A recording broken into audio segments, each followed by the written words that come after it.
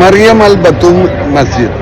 അങ്ങനെ നമ്മള് ഈ പ്രാവശ്യത്തെ വലിയ പെരുന്നാള് നമ്മള് മാൾട്ടയിലെ ഗദ്ദാഫി മസ്ജിദിലാണ് കേട്ടോ. മുഹമ്മദ് ഗദ്ദാഫിന്റെ പള്ളിയാണല്ലോ, അതുകൊണ്ട് ലിബിയക്കാർക്കാണ് അതിന്റെ മാനേജ്മെന്റ്. ഇതിന്റെ തൊട്ടടുത്ത രാജ്യവുമാണ്.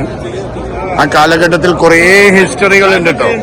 ആ ഹിസ്റ്ററികൾ നമുക്കൊരു എപ്പിസോഡ് പറയണം. ഒരുപാട് കാര്യങ്ങൾ, മുഹമ്മദ് ഗദ്ദാഫിന്റെ കാര്യങ്ങൾ ഇവിടെ സംസാരിക്കാനുണ്ട്.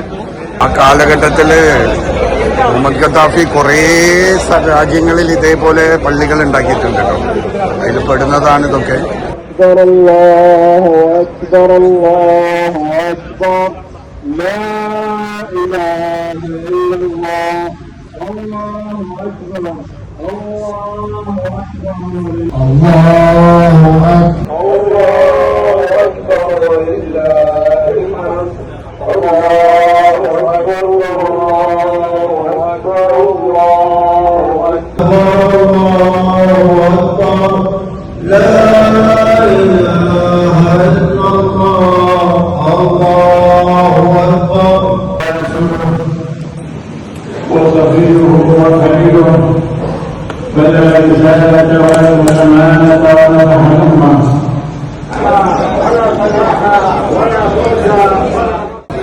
ആഫ്രിക്കൻ രാജ്യങ്ങളിലെ കുറെ ആൾക്കാർ ഇവിടെ സെറ്റിൽ ഉണ്ട് കേട്ടോ.